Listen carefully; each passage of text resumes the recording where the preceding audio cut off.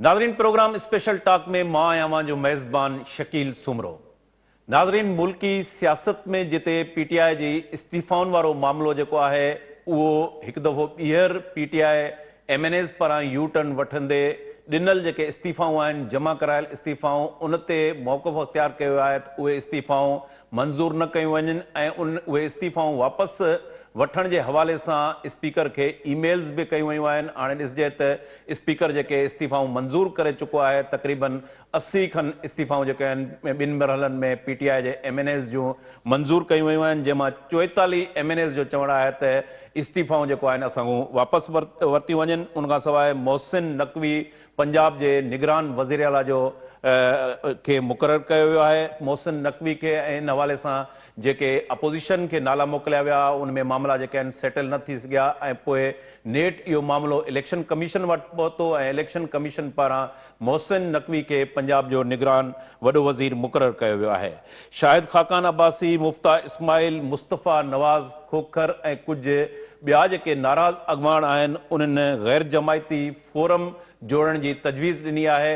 अहिड़ी सूरताल में जॾहिं कोलिशन जेके पार्टनर्स आहिनि, जिनमें पीपल्स पार्टी, नवाज़ लीग, JUI ऐं ॿियूं जमायतूं शामिल आहिनि, उन्हनि जमायतुनि जे अंदरि वेठल कुझु नाराज़ अॻवाननि पारां कोयटा में थियल हिकिड़े सेमिनार में ग़ैर जमायती फोरम ठाहिण जी ॻाल्हि कई वई आहे। अॼोके प्रोग्राम में पाण उन ते बि ॻाल्हि कंदासीं, पर इन्हनि पॉलिटिकल सियासी सूरताल खां पहिरें जेको अॼु बिजली जो डिघो ब्रेकडाउन थियो आहे ऐं पूरे मुल्क में जेको आहे उहो बिजली जेका ग़ाइबु थी वई ऐं मुल्क जा केतिरा ई हिसा जेके आहिनि हिन वक़्तु ऊंदाही जी लपेट में आयल आहिनि, जॾहिं त मरहलेवार कुझु इलाइक़नि में बिजली जेका आहे बहाल थियणु शुरू थी वई आहे। पहिरें असां बिजली जे ब्रेकडाउन ते ॻाल्हाईंदासीं। अॼोके प्रोग्राम में असांखे जॉइन कयो आहे सीनियर सहाफ़ी ऐं सीनियर तजिए निगार बदर समेजो साहब, इंजीनियर आमिर पाण पावर कंसल्टेंट आहिनि, पावर एक्सपर्ट आहिनि।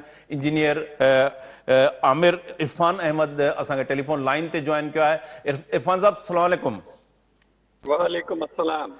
इरफान साहब, ये जो बिजली का ब्रेकडाउन हुआ है ये कोई पहली मर्तबा नहीं हुआ और हमें 6-8 महीने में इस तरह की कोई ना कोई न्यूज़ मिल जाती है कि ब्रेकडाउन होता है, फिर पूरा मुल्क जो है वो एक जो बिजली उसका ब्रेकडाउन हो जाता है। क्या समझते हैं आप, ये टेक्निकल फॉल्ट होता है, नेशनल ग्रिड स्टेशन में फीडर ट्रिप हो जाते हैं, पावर प्लांट ट्रिप हो जाते हैं? आज का जो सुबह से ब्रेकडाउन हुआ है, क्या उसके टेक्निकल असबाब क्या हैं? देखिए, बिजली के निज़ाम में इस तरह के फॉल्ट तो आते रहते हैं, लेकिन निज़ाम जो है उसको चाहिए कि वो इन फॉल्ट्स को आइसोलेट करे। जिस जगह पे फॉल्ट हुआ है वो अलग हो जाए और बाकी बिजली की तरसील जो है वो जारी रहे।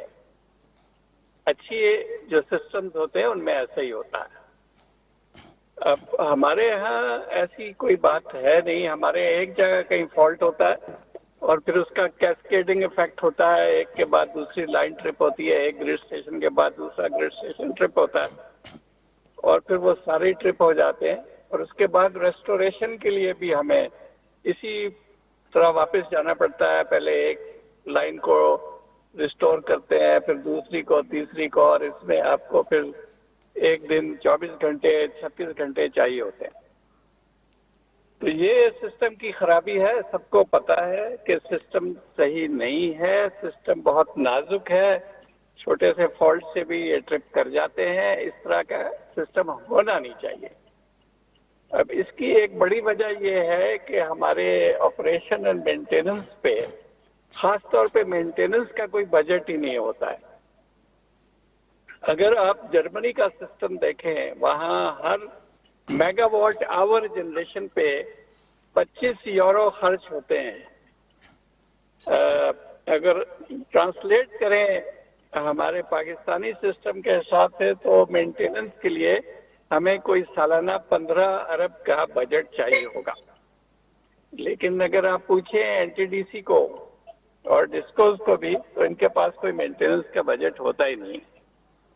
फिर दूसरी चीज ये है कि कुछ ऐसे सिस्टम्स हैं जो नागुज़ीर हैं इन सिस्टम्स को चलाने के लिए। जैसे एक मैनेजमेंट इंफॉर्मेशन सिस्टम होता है, या सबसे जरूरी जो है वो एसेट मैनेजमेंट चाहिए हमें अपने एसेट्स की, ट्रांसफॉर्मर्स, ट्रांसमिशन लाइन, इनकी पूरी सही तरह मैनेजमेंट हो, इनकी रिलायबिलिटी निकाली जाए, इनकी अवेलेबिलिटी जो है वो देखी जाए, और जहां जहां बॉटलनेक्स हैं वहां हमें चाहिए कि उनको रिमूव करें। आजकल तो सॉफ्टवेयर्स हैं, कंप्यूटर सिस्टम्स हैं, आप सब कुछ सिमुलेट कर सकते हैं। कोई जरूरी नहीं आप प्रैक्टिकली करें, जाके किसी लाइन को ट्रिप करें। आप ये चीजें जो है कंप्यूटर पे करके पहले से देख सकते हैं और अपने कॉन्टिंजेंसी प्लान्स बना सकते हैं कि यार अगर ये लाइन ट्रिप हो गई, सॉरी अगर ये लाइन ट्रिप हो गई या ये ट्रांसफार्मर जो है वो ट्रिप हो गया, तो हम किस तरह से सिस्टम को फौरी तौर पर रिस्टोर कर देंगे। देखिए दुनिया में जितना पाकिस्तान का सिस्टम है, आज पूरा पाकिस्तान जो है वो अंधेरे में है इस वक्त। इतने बड़े सिस्टम को 20 मिनट में रिस्टोर हो जाना चाहिए। वैसे तो पहले ट्रिप नहीं होना चाहिए, और अगर ट्रिप हो गया है किसी वजह से तो फिर 20 मिनट के अंदर अंदर रिस्टोर हो जाना चाहिए। तो ये सूरत हाल है। हमें इस पे कुछ थोड़े पैसे खर्चने पड़ेंगे, कुछ नाअहल लोगों को टॉप पे जो बैठे हुए हैं उनको हटाना पड़ेगा। जो अच्छे इंजीनियर्स हैं वापडा में और एनटीडीसी में, डिस्कोस में बहुत अच्छे इंजीनियर्स भी हैं, उनको मौका दें, उनको सामने लेके आए, उनके सामने टारगेट्स रखें, तो इंशाल्लाह इस तरह का होना नहीं चाहिए। लेकिन इरफान साहब, हम देखते हैं कि 70-75 साल से हम ये सुनते आ रहे हैं कि हमारे पास एक अच्छे इंजीनियर्स का बहुत बड़ा स्लॉट मौजूद है, मैनेजमेंट स्किल्ड वाले लोग भी मौजूद हैं। जब हम कंपैरिजन करते हैं, जैसे आपने जर्मनी का मिसाल दिया डेवलप कंट्रीज से, तो वहां कोई ऐसी हमें मिसाल नहीं मिलती कि आए दिन वो इस तरह का बिजली का कोई ब्रेकडाउन हो, पूरा मुल्क अंधेरे में चला जाए। लेकिन यहाँ पर मैनेजमेंट का कोई फॉल्ट है या कोई एडमिनिस्ट्रेशन साइड से, जैसे आपने ऑपरेशन की बात की, मेंटेनेंस की बात की, ये नाअहल लोग स्पेस उनको कैसे मिल जाता है, इनका जिम्मेदार कौन है? आप गवर्नमेंट को जिम्मेदार ठहराएंगे? वापडा के अंदर जो लोग बैठे हैं, अब तो वापडा को एक सफेद हाथी भी कहा जाता है, तो कौन जिम्मेदार है इस इतने बड़े जब ब्रेकडाउन होता है तो अरबों खरबों रुपए के नुकसान होते हैं? देखिए इतना बड़ा जो फेलियर है, it is simply management failure, ठीक है। और जो टॉप लोग हैं उनकी जिम्मेदारी है, उनको ये जिम्मेदारी सही तरह निभा नहीं रहे वो लोग। इस वजह से उनको जो टूल्स चाहिए इनको पता ही नहीं है कि इनको चाहिए क्या है। खलील जिब्रान ने कहा था कि एक 1000 दानाओं के मरने से वो नुकसान नहीं होता जो किसी नाअहल के बरसर इक़्तिदार आ जाने से हो जाता है। हमारे यहाँ बस यही है कि नीचे लोग तो अच्छे हैं अक्सर, लेकिन जो ऊपर नाअहल आ जाते हैं किसी वजह से, सियासी वजह से या और वजूहात हैं, तो ये इस तरह के फेलियर्स फिर हो जाते हैं। अब हमारे यहाँ ये जो ब्रेक डाउन मेंटेनेंस का रवाज है कि सिस्टम जब तक ब्रेक डाउन नहीं होगा उसको हम मेंटेन नहीं करेंगे, ये बहुत ही गलत चीज है। हमारे कैलेंडर बेस्ड मेंटेनेंस भी नहीं है, ठीक है। हम के जी साल में 6-7 दफा हम सिस्टम को चेक कर लें, पहले से सिमुलेशन करके हम देखें कि कहाँ वीक पॉइंट्स हैं और उनको फिर रिमूव कर दें इससे पहले कि सिस्टम ब्रेकडाउन हो। इस तरह की चीजें सारी दुनिया में होती हैं। हमने एनटीडीसी को, वापडा को, सबको ऑफर भी किया कि भाई ये आपके लोग इस काबिल हैं कि वो ये सब कुछ सीख कर खुद सिस्टम को मैनेज कर लें, लेकिन वहाँ असल में हर वक्त फायर फाइटिंग का मूड होता है सबका, वो पहले से ये काम करना नहीं चाहते। अब आपकी कार है, अगर कार में अगर आप तेल नहीं बदलवाएंगे तो एक दिन इसका इंजन सीज हो जाएगा, ऐसे ही होगा ना। मतलब आप तेल जो है उसके पैसे बचा लेंगे, लेकिन जब इंजन सीज होगा तो आपको ज्यादा फिर खर्चा करना पड़ेगा। अब इस वक्त जो ब्रेकडाउन हुआ है उससे जो लॉस हुए वो अरबों में जा रहे हैं। अगर हम यही अरब पहले मेंटेनेंस में लगा देते तो ये सब कुछ नहीं होता। शुक्रिया पावर एक्सपर्ट इरफान साहब असांखे जेको बिजली जो ब्रेकडाउन आहे, ख़ासि तौर ते जेके मैनेजमेंट जी लापरवाही आहे, गफ़लत आहे, मेंटेनेंस ॾांहुं हुन इशारो कयो त मेंटेनेंस ते को बि ख़र्च नथो कयो वञे ऐं जॾहिं मेंटेनेंस ते ख़र्च नथो थिए त बिजली जा ब्रेकडाउन जे नतीजे में अरबें रुपयनि जो नुक़सानु बर्दाश्त करिणो पइजे वञे थो ऐं हुन नाअहल जेके मथे टॉप मैनेजमेंट में वेठा आहिनि उन ते ज़िम्मेवारी ॾींदे चयो त हुकूमतुनि खे घुरिजे त टॉप लेवल जी जेका ब्यूरोक्रेसी आहे वापडा जे अंदरि उते नाअहल माण्हू जेके वेठा आहिनि उन्हनि जी जाइ ते अहल माण्हुनि खे जेको आहे उहो अपॉइंट कयो वञे। बदर साहब ॾालो था। बदर साहब, इंजीनियर इरफान साहब जो तव्हां ॻाल्हियूं ॿुधियूं। नाज़रीन, हिते हिकिड़ो नंढो कमर्शियल ब्रेक वठूं था। ब्रेक खां वापसी ते प्रोग्राम खे कंटिन्यू कयूं था।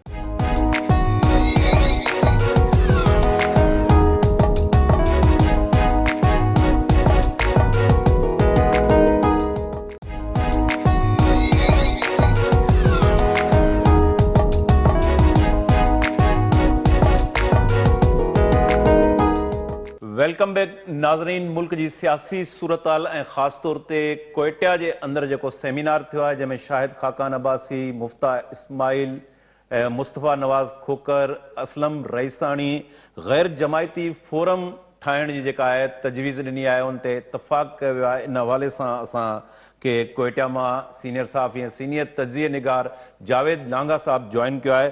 जावेद, कीअं ॾिसो था गैर जमायती फोरम ही जेके नाराज़ अॻवान आहिनि मुख़्तलिफ़ पार्टियुनि में, नवाज़ लीग ऐं ॿियनि पार्टियुनि में, इन्हनि जे पारां तजवीज़ ॾिनी वई आहे, उन तजवीज़ ते इतफ़ाक़ बि कयो वियो आहे गैर जमायती फोरम ठाहिण जो। तव्हां कीअं सूरताल खे ॾिसो था इहा डेवलपमेंट जेका थी आहे?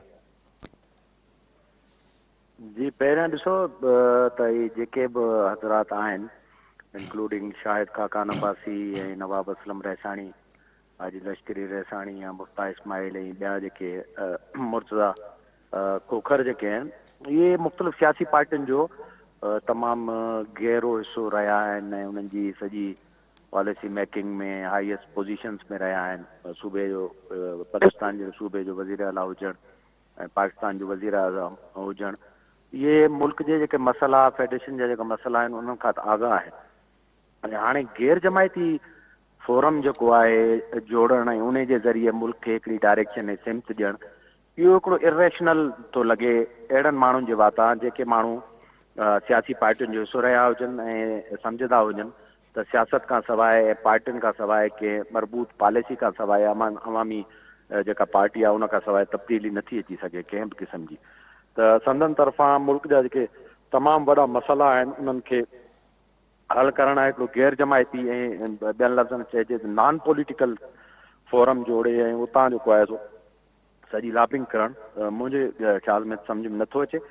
बज़ाहिर जेको लॻे ईअं थो त कंहिं फ्यूचरिस्टिक अहिड़े फोरम जी तयारी आहे जंहिंमें शायदि को ट्रांज़िशन वारो डिघो पीरियड हुजे जंहिंमें मुख़्तलिफ़ ज़िम्मेवारियूं मुल्क जे जेको टेक्नोक्रेटिक टाइप या अहिड़ा माण्हू जेके पॉलिटिक्स खां पाण खे एलिनेट करे चुका हुजनि उन फोरम जी तयारी थी लॻे पई। ऐं इहे जेके बि हज़रात आहिनि हाणे मुंहिंजे ख़्याल में इन्हनि जे लाइ जेके पॉलिटिकल पोज़ीशन्स इहे जेके इंजॉय करे चुका आहिनि खाकान अब्बासी साहब ऐं नवाब असलम रैसाणी साहब, लश्करी रैसाणी ऐं मुर्तज़ा एवन जेको खोखर साहब, मुस्तफ़ा खोखर साहब, इहे इन्हनि खे इहे पोज़ीशन वरी न मिलणियूं आहिनि।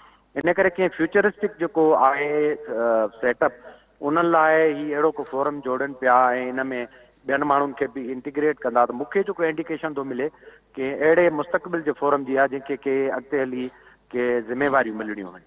ऐं तव्हां ॾिसो था उनजी जेका कंपोज़िशन आहे उहा बि वॾियुनि जेकनि पार्टियुनि मां ईंदड़ माण्हू आहिनि। त इन करे थी सघे थो त फ्यूचर में को अहिड़ो जेको ठहे फोरम उन में इन्हनि माण्हू जेको किरदारु हुजे।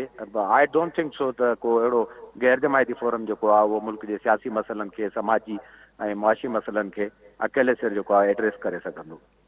जावेद, तव्हां फ्यूचर जी ॻाल्हि कई त को अहिड़ो सेटअप अची सघे थो ऐं हिन वक़्तु इहो डिस्कशन थींदो रहियो आहे टेक्नोक्रेट सेटअप, पर उन टेक्नोक्रेट सेटअप जे जेका सूरताल ॾिसिजे थी सियासी उनमें इम्कान घटि लॻनि था पिया।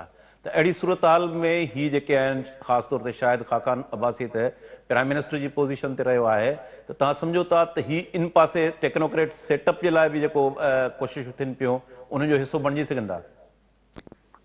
मुंहिंजे ख़्याल में पॉलिटिक्स में मुल्क जी जेका एस्टेब्लिशमेंट आहे बावजूदि इन जे एलानिया तौर ते हू पाण खे ए पॉलिटिकल ऐं न्यूट्रल चई चुका आहिनि, पर जहिड़े क़िस्म जी माशी सूरत हाल आहे उहा अनप्रेडिक्टेबल आहे, उन में कुझु बि थी सघे थो। ऐं सियासत में या रियासती जेके माहवार आहिनि उन्हनि में हमेशह मुख़्तलिफ़ जेके आहिनि प्लान तयारु रखिबा आहिनि, plan E, plan A, plan B, plan C, जेको बि वर्कबल हूंदो आहे ओॾी महिल जेको आहे उनखे रिप्लेस करे ऐं ॿियो जेको पॉसिबल प्लान हूंदो आहे उनखे जेको एनफोर्स कबो आहे। त मूंखे पाण लॻे थो त उनजी कंहिं क़िस्म जी तयारी आहे। इहे जेके वज़रात आहिनि इनजी हिकिड़ी एलिनेशन बि आहे पंहिंजे पार्टियुनि खां, या सियासी जेको स्पेस आहे हिननि लाइ को तमामु घणो वॾो स्पेस कोन्हे को, छाकाणि जो जेकॾहिं बलूचिस्तान में तव्हां ॾिसंदो त वज़ीर आला जे उमेदवार तव्हांखे 4-5 जेके आहिनि उहे लाइन में नज़र ईंदा। पीपल्स पार्टी अॻु में पाण ॻाल्हाए चुका आहियूं त जाम कमाल जेको बार बार उन्हनि खे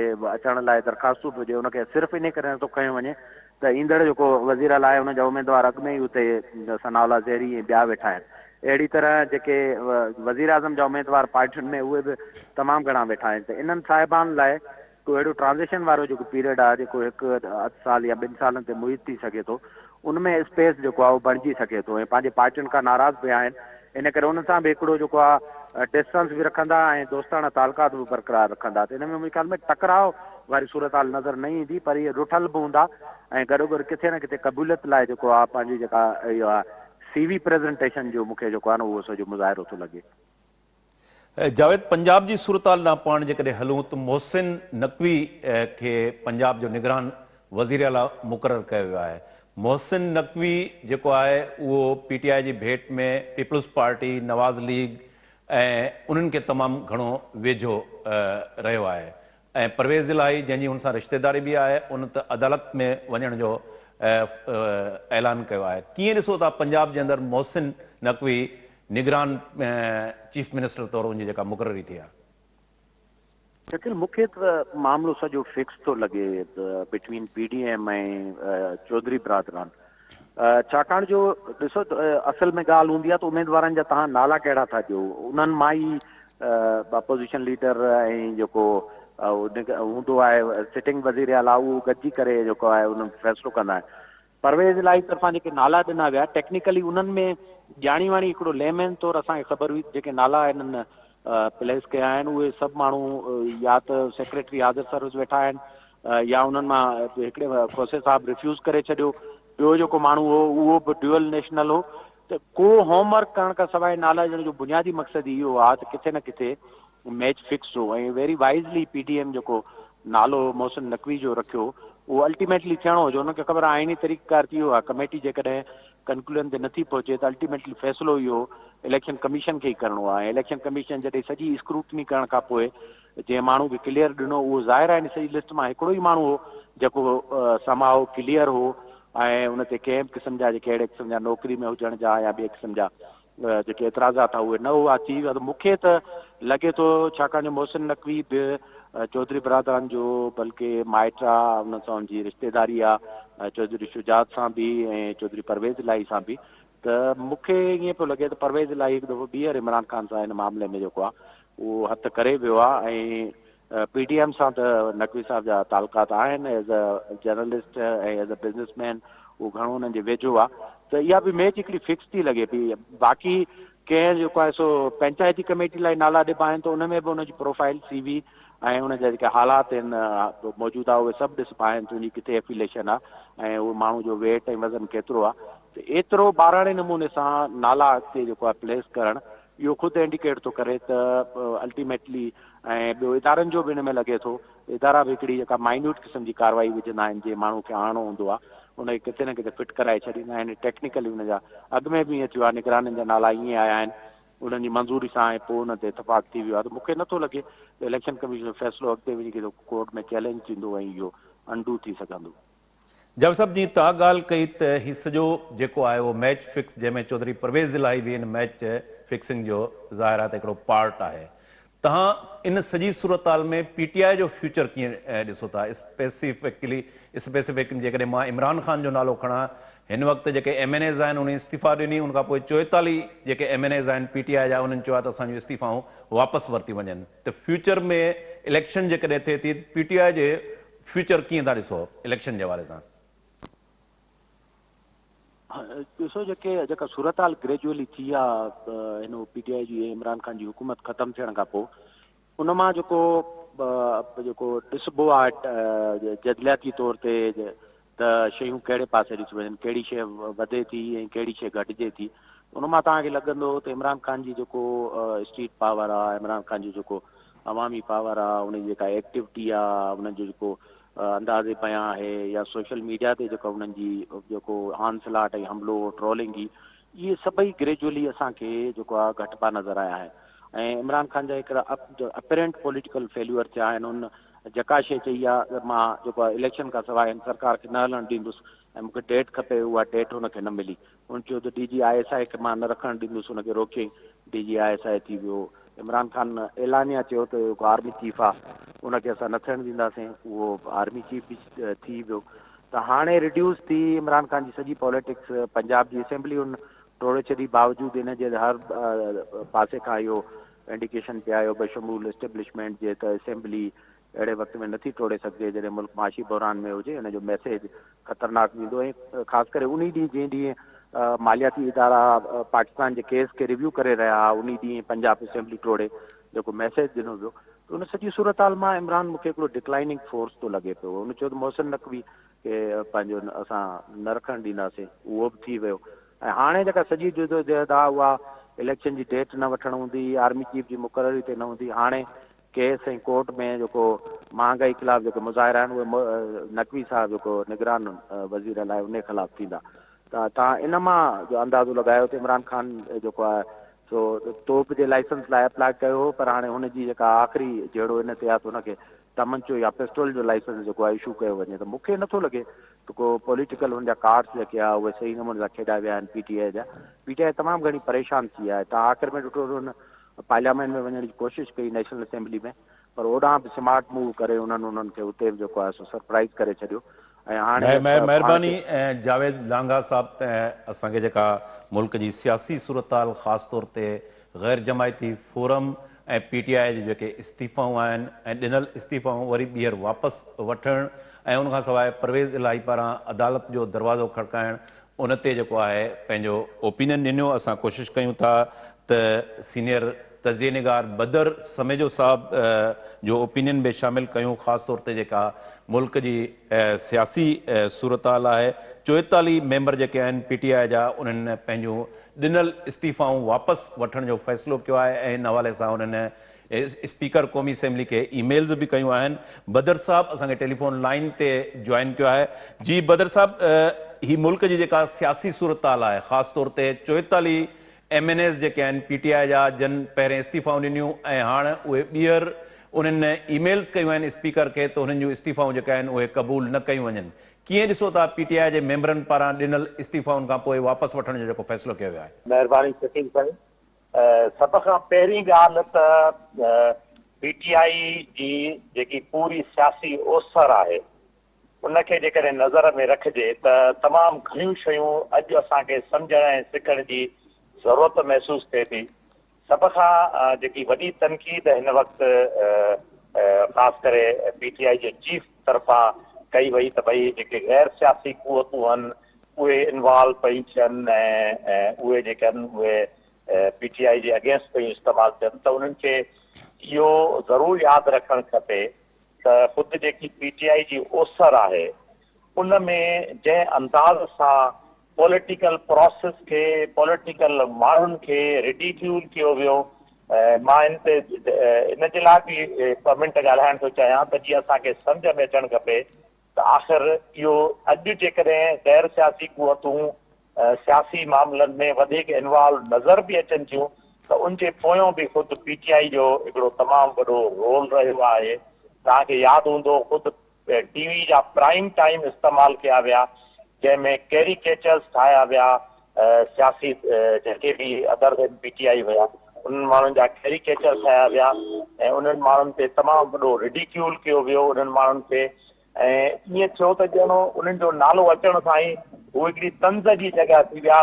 सभु सजीदा को माण्हुनि जे बारे में सोचे न पियो। इहो सभु कुझु फ़क़ति इन जे कयो वियो त जीअं कंहिं हिकिड़े माण्हू खे प्रोमोट कयो वञे।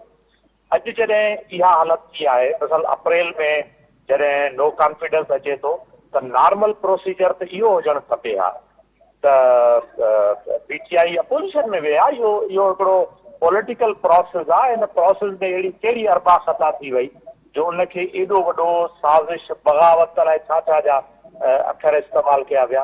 अॼु उहा ॻाल्हि हिननि खे हेतिरनि महीननि खां पोइ या ऑलमोस्ट साल थियण वारो आहे, हिन खे अॼु जॾहिं इहा ॻाल्हि सम्झ में आई आहे त असेंबली में वञणु ज़रूरी आहे।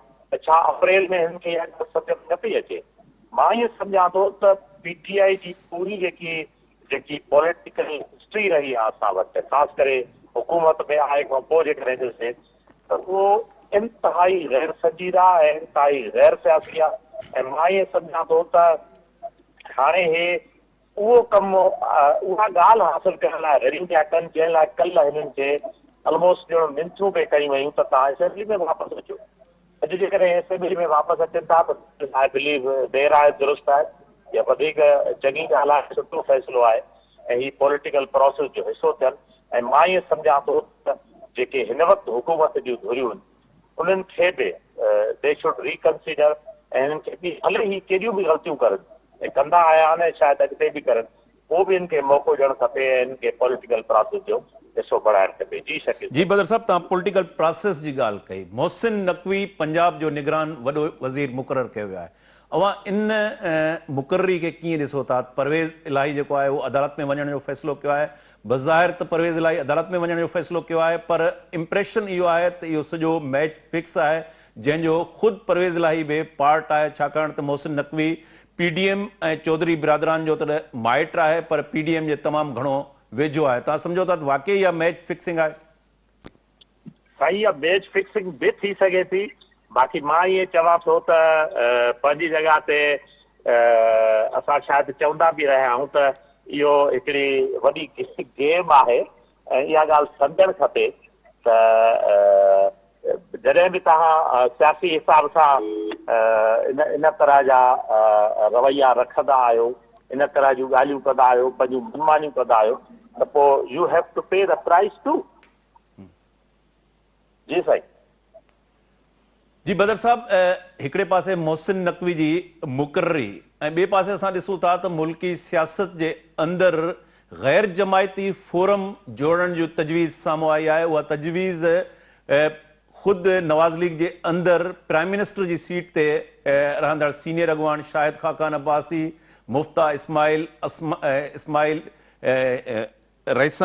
असलम रैसाणी ऐं मुस्तफ़ा नवाज़ खोखर जेको पीपल्स पार्टी जो सेनेटर रहियो आहे, उन तरफ़ां इहा तजवीज़ ॾिनी वई आहे। ही गैर जमायती फोरम इन सॼे मामले खे तव्हां कीअं था ॾिसो? मां ईअं सम्झां थो सही त जेके पॉलिटिकल प्रोसेस हूंदा आहिनि, ख़ासि करे जंहिंमें कुझु धुरियूं जंहिंखे असां चवंदा आहियूं त मुख़्तदर धुरियूं, उहे तमामु घणा ट्रैक बि हलाईंदियूं आहिनि। इहो बि तव्हांखे ज़हन में रखणु खपे त उहे सियासी प्रोसेस जॾहिं बि थींदा आहिनि त उनमें हिक खां वधीक ट्रैक बि हलाईंदा आहिनि। ऐं मूंखे ही उन तरह जो को एक्ट थो लॻे त हिकिड़ो ट्रैक त ही हले पियो जेको हले पियो रोज़मर्रा जे मामलनि में, पर हिकिड़ो ट्रैक शायदि हू ॿियो बि हलाइणु चाहिनि था ऐं हलाइनि पिया। ऐं उहो बि मुंहिंजे ख़्याल में शायदि फर्स्ट हैंड न हुजे, उहो कंहिं ख़ासि हालतुनि लाइ हुनखे रखियो वियो हुजे, पर फ़िलहालु उनजी का मूंखे एॾी जेकी उनजो पोस्चर आहे उहो को एॾो फ़ैसिला कुन पोस्चर नथो नज़र अचे। मरियम नवाज़ जी वतन वापसी ऐं नवाज़ शरीफ़ जी वतन वापसी। नवाज़ शरीफ़ जी वतन वापसी जो त अञा ऐलान न थियो आहे, पर मरियम नवाज़ जे वतन वापसी जो ऐलान कयो वियो आहे। ऐं इहो चयो पियो वञे त मरियम नवाज़ जीअं ई मुल्क ईंदी त उहा एंटी इस्टेब्लिशमेंट जेको नैरेटिव आहे उन नैरेटिव खे बि फोकस कंदी। हिन वक़्तु जेकॾहिं एंटी इस्टेब्लिशमेंट नैरेटिव ख़ुदि नवाज़ लीग जेका आहे कोलिशन गवर्नमेंट में वेठी आहे, तव्हां सम्झो था उहो नैरेटिव जेको आहे उहो सेल थी सघंदो? मुंहिंजे ख़्याल में नैरेटिव उहो जंहिंमहिल टाइम आयो ऐं त मुंहिंजे ख़्याल में उहो नैरेटिव कुझु न कुझु ज़रूरु मतिलबु सेल थियण जी पोज़ीशन में अची वेंदो। अॼु न आहे, हिन वक़्तु न आहे, भले न आहे, पर उहो नैरेटिव जेको आहे उहो पंहिंजे टाइम ते जेको आहे उहो ज़रूरु जो मुंहिंजे ख़्याल में उन टाइम ते इट विल डेफिनेटली सेल थींदो, उहो उन वक़्तु थींदो। नवाज़ शरीफ़ जी वतन वापसी कीअं ॾिसो था? जेकॾहिं इलेक्शन जनरल इलेक्शन जो तारीख़ जो ऐलान कयो वञे थो, ज़ाहिर आहे डेफिनेटली उहे अक्टूबर या नवंबर में ई खणी थियनि, तव्हां सम्झो था नवाज़ शरीफ़ उन इलेक्शन कैंपेन जो हिसो थींदो? सही, जेकॾहिं नवाज़ शरीफ़ शकील साईं वापसि अचे थो त नवाज़ शरीफ़ मुंहिंजे ख़्याल में ही इन तयारी में आहिनि ऐं ख़ुदि मरियम नवाज़ जेकी ईंदी उनखे जेको चइबो आहे स्पेड वर्क कंदी, उनजो जेको बुनियादी कमु आहे उनखे मरियम नवाज़ हैंडल कंदी। पर जीअं नवाज़ शरीफ़ आयो त नवाज़ शरीफ़ ते तमामु घणो उनजे एंटी नवाज़ शरीफ़ जो नैरेटिव जीअं जंहिंजो असीं सवेर ज़िक्र कयोसीं त नैरेटिव डेवलप कयो वियो हो, पहिरियों त ही कोशिशि कंदा त उनखे काउंटर कनि। हिन दफ़े एस्टेब्लिशमेंट बि हिनखे शायदि थोरो स्पेस ॾींदी, जेतोणीकि मूंखे फ्यूचर में नवाज़ शरीफ़ लीडिंग प्लेयर नथो नज़र अचे। नवाज़ शरीफ़ सेकंड फिडल या कंहिं ईअं चए जूनियर पार्टनर फ्यूचर में मूंखे थींदे नज़र अचे थो। मेन कैरेक्टर जेको सोफार असांखे नज़रे थो उनमें पीपुल्स पार्टी जो काफ़ी अहम रोल नज़र अचे थो फ्यूचर में। ऐं पीपुल्स पार्टी हूअं बि तव्हांखे जेकॾहिं यादि हूंदो जनरल मुशर्रफ जे ज़माने में पीपुल्स पार्टी नवाज़ शरीफ़ खे ॿीहर मतिलबु हिन में एरिना में खणी आई। तव्हांखे यादि हूंदो नवाज़ शरीफ़ बिल्कुलु आउट हुयो, पोइ बेनज़ीर साहिबा हुनखे वापसि खणी आई। हिन दफ़े मूंखे ईअं थो लॻे त पीपुल्स पार्टी उन्हनि खे हेल्प आउट कंदी। छा जेका जो पीपुल्स पार्टी इहा ॻाल्हि सम्झे थी त कुझु बि थिए, भले नवाज़ शरीफ़ मुखालिफ़ हुजे जीअं बि हुजे, पर हिकिड़ी पॉलिटिकल धुर आहे ऐं उन खां सवाइ पॉलिटिकल प्रोसेस ख़ासि मेच्योर न थींदो। सो अॻिते हली पीपुल्स पार्टी हुनखे स्पेस ज़रूरु वठी ॾींदी, पर शुरूआती कुझु लम्हनि में मूंखे ईअं लॻे थो कुझु वक़्त में त पीपुल्स पार्टी काफ़ी अहम पोज़ीशन में हूंदी ऐं नवाज़ शरीफ़ शायदि सेकेंडरी हुजे। लास्ट क्वेश्चन बदर साहब, कराची जी सूरत हाल लोकल बॉडीज़ जे हवाले सां केरु था ॾिसो मेयर कराची जो? मां ईअं सम्झां थो त कराची में जेसिताईं मेयरशिप जो तालुक आहे त जेको पहिरियों एक्ट हुयो जंहिंमें हुननि खे इहो इस्टेब्लिश करणो हुयो त भई PTI is no more the leading power. जेकॾहिं MQM हुजे हा त शायदि इहो लॻे हा त इहे MQM खे ॿीहर हो स्पेस था ॾियनि या ईअं था कनि, या जेकॾहिं पीपुल्स पार्टी नंबर 1 हुजे हा त ईअं लॻे हा त इहे कुझु रिग थियो आहे। जमा इस्लामी खे अॻिते करण जो बिल्कुलु ईअं ई आहे त जीअं PTI उनखे इन वॾी सतह ते रिग जो इल्ज़ाम इन जे लाइ नथी हणे जो अंदरूने खाता पीपुल्स पार्टी PTI पाण खे जमा इस्लामी जो हिसो सम्झंदी आहे, वेझो सम्झंदी आहे। तंहिंजे करे हिकिड़ो ॾाढो टेक्निकल क़िस्म जा रिज़ल्ट आया ऐं मां ईअं सम्झां थो त जमा इस्लामी खे स्पेस मिलंदो ऐं जेकॾहिं मिले थो त इहो वधीक बहितर आहे। छाजे करे जो म्यूनिसिपलिटी वर्क जे हवाले सां जमा इस्लामी जो सुठो रोल रहियो आहे माज़ी में बि। तंहिंजे करे मेयरशिप जे हवाले सां जेकॾहिं जमा इस्लामी खे स्पेस मिले थो त इहा पॉज़िटिव ॻाल्हि आहे। ऐं इन सां इहो बि थी वञे थो त PTI जेको क्लेम पई करे त they are actually running the show in Karachi ऐं लियारीअ में बि हुनजो खटमु उहो काफ़ी हद ताईं काउंटर थिए थो। महिरबानी बदर समेजो साहब, हिते असांजो प्रोग्राम जो वक़्तु पुॼाणी खे पहुतो। बदर समेजो साहब, जावेद लांघा साहब, इंजीनियर इरफान अली असांखे टेलीफोन लाइन ते जॉइन कयो। टिनी महिमाननि जी महिरबानी। नाज़रीन, ईंदड़ प्रोग्राम ताईं इजाज़त ॾींदा। अल्लाह भाई।